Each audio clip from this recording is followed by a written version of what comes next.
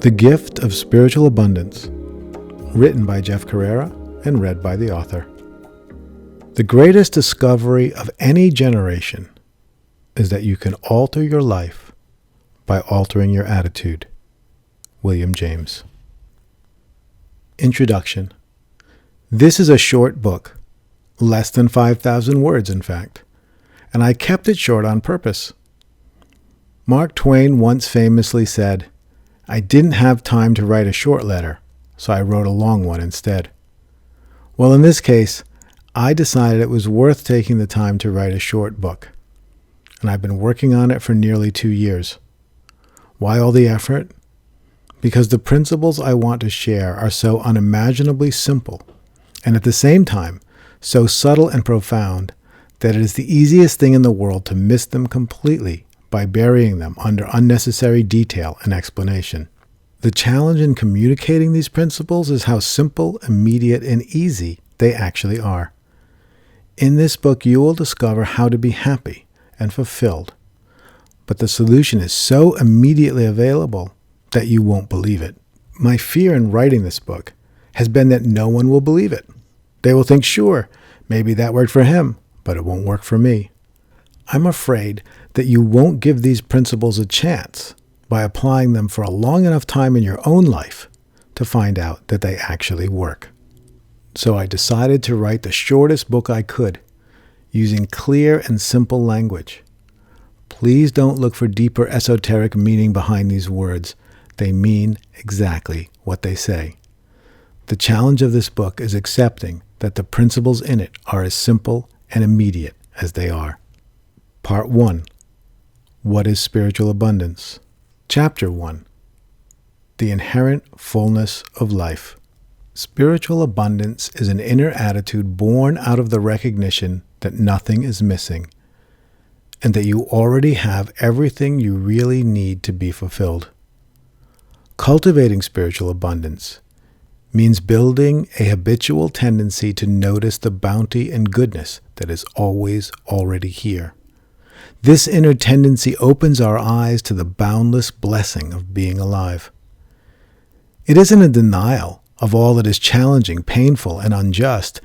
It is an acceptance of the fact that challenge, pain, and injustice can't be entirely avoided. And even more importantly, it is the recognition that, on the whole, in spite of life's unpleasant and even traumatic aspects, it is still a blessing to be alive in a beautiful world, riding the roller coaster of being human. We all experience spiritual abundance from time to time.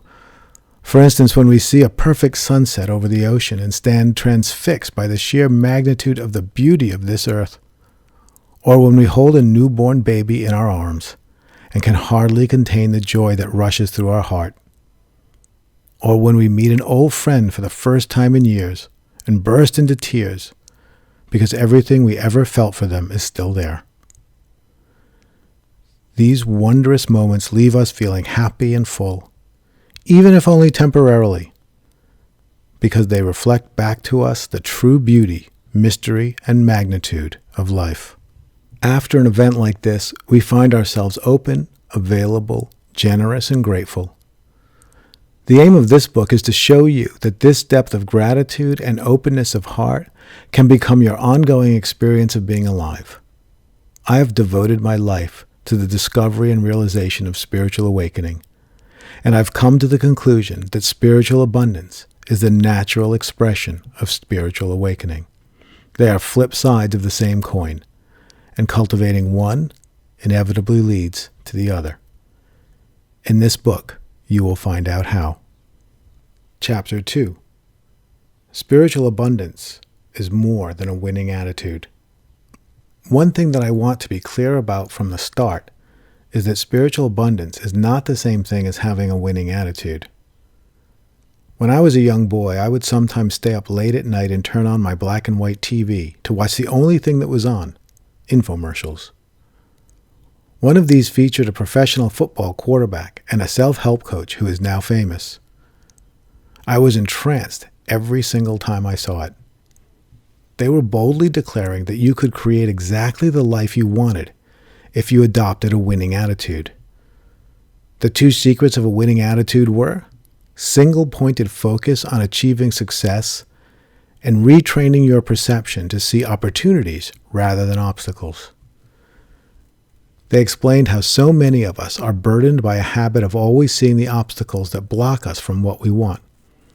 We no sooner begin on the path toward our dreams when we are confronted by all the obstacles that stand in our way. Too often, we simply stop there and never move any closer to the life we truly want. Even at a young age, I was hooked by the creative power that these two men were inviting me to embrace. To be honest, I still think this kind of winning attitude message is awesome and important for all of us to adopt. In fact, a few years ago, I had the chance to attend a day-long seminar with the same self-help coach that I watched in my youth. He was more amazing in person than I remembered. Even more impressive was the energy among the thousands of people who attended the event. Many people told me about how their lives had been transformed by adopting a winning attitude. A winning attitude is amazing, but what I am presenting as spiritual abundance is something different. Even with a winning attitude, we too often find ourselves driven to achieve more than what we have. A winning attitude can give us the energy to succeed, but it doesn't necessarily change the game we're in. The first thing you need to understand is that spiritual abundance does not originate from a sense of needing to create the life of your dreams.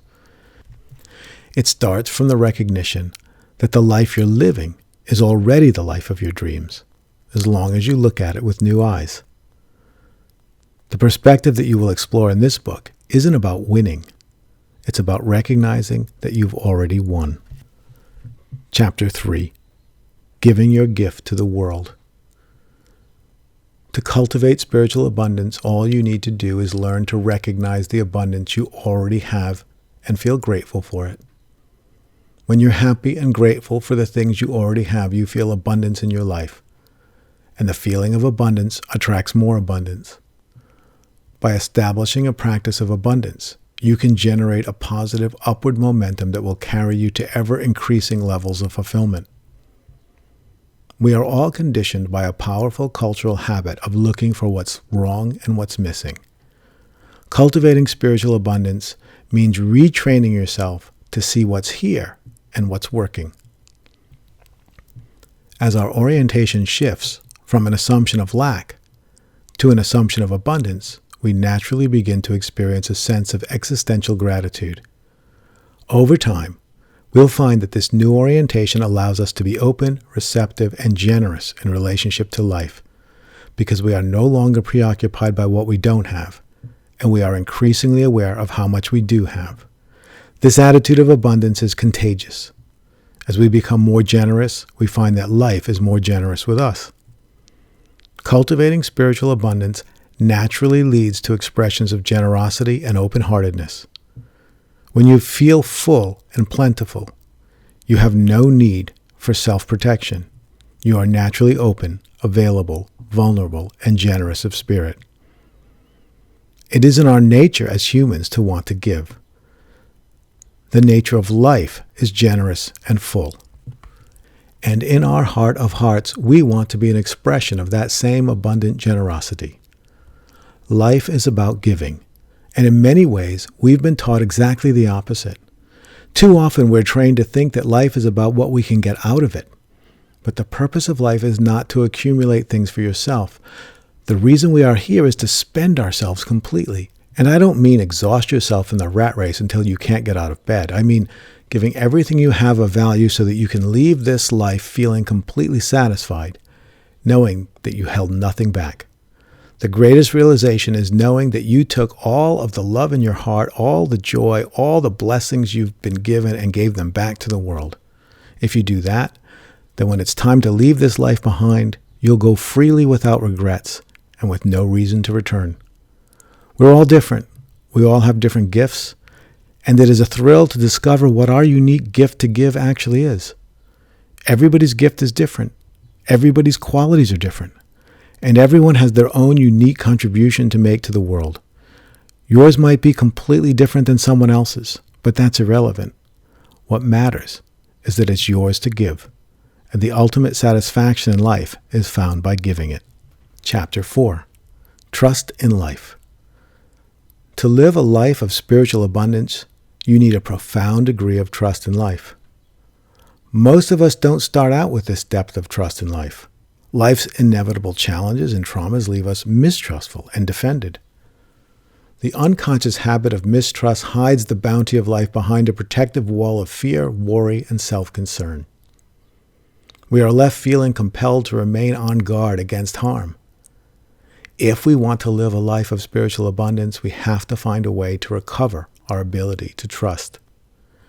In my spiritual work, I use the practice of meditation as a tool for recovering existential trust.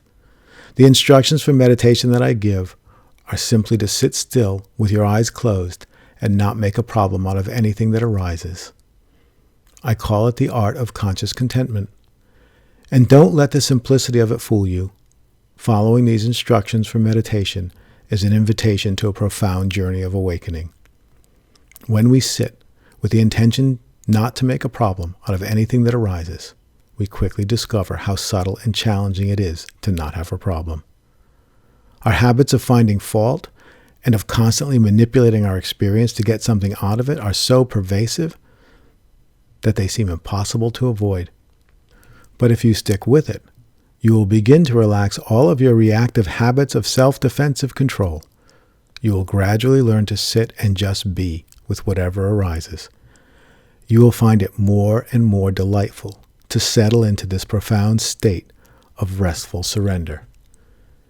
If you keep at it, you will make a life-altering discovery.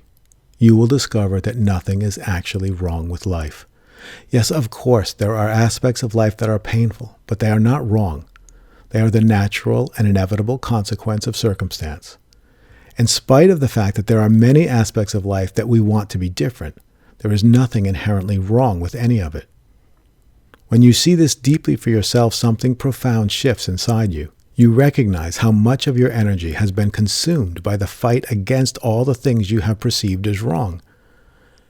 And now that you don't have to fight that fight anymore, you suddenly have so much more energy and attention for living. There may be a part of you that has a hard time with the idea that there's nothing wrong with life. It's important to realize that we are not talking about a blind and naive acceptance of the way things are. This is not about being resigned to pain and suffering, and it's not about pretending there's nothing wrong. It's about seeing that there is something very positive going on that is bigger than any particular circumstance that might be painful or unjust. We see that life as a whole is a good thing, even though bad things happen. There is a direct relationship between spiritual abundance and spiritual awakening. Spiritual awakening can be defined as the discovery of the inherent goodness of life, and a life of spiritual abundance is the natural outcome of this discovery. Chapter 5. Abundance is a new operating system. Some people, when hearing all this, will start to feel that if they let go and trust this much, they will lose their drive. They believe that the sense that something is wrong is the source of energy that spurs them to act. They fear that if they realize that there is nothing wrong, they might not be motivated to do anything at all. It makes sense to wonder about this, because we've all been conditioned to respond to lack, and we've become unconsciously convinced that lack is the only operating system in the universe. What motivates us, we assume, are all the things that we want and need. We see dissatisfaction as an energy source, and we believe that if we're satisfied, we won't feel any urgency to do anything. We need to have problems to keep us going. We have been enculturated into an operating system driven by lack and scarcity. Lack is a powerful driver, but it only takes you so far. And there is a more powerful operating system that can move us. It's an operating system that runs on possibility. That operating system is not driven by what's missing or what's broken. It's driven by what's possible. If you step into the operating system of possibility, your heart begins to swell because you see more and more of what's possible for you and for everyone else. Living from the operating system of abundance will make a huge difference in your life. Let's think about it for just a minute. Imagine two people. The first person has a personality that leaves them constantly seeing everything that's wrong. They immediately become aware of what's wrong in every situation, and they are generally frustrated with life because they don't feel like they're ever going to have what they need. Can you imagine such a person? It's probably us on some days. The second person has a different personality. They're the kind of person who tends to see what's working and what's available to them in every situation. They don't tend to see what's missing. They tend to see what's possible. Can you imagine that person? It's probably us on our better days. Now imagine that both of these people live for the next 10 years, one tending to see what's wrong, the other tending to see what's possible. Of course, this is an oversimplification, but just to make the point, after 10 years, whose life do you think you'd prefer to be living? Most people I've come across say the second person, and that's because we already know from our own experience that an attitude of spiritual abundance inevitably leads to a better life.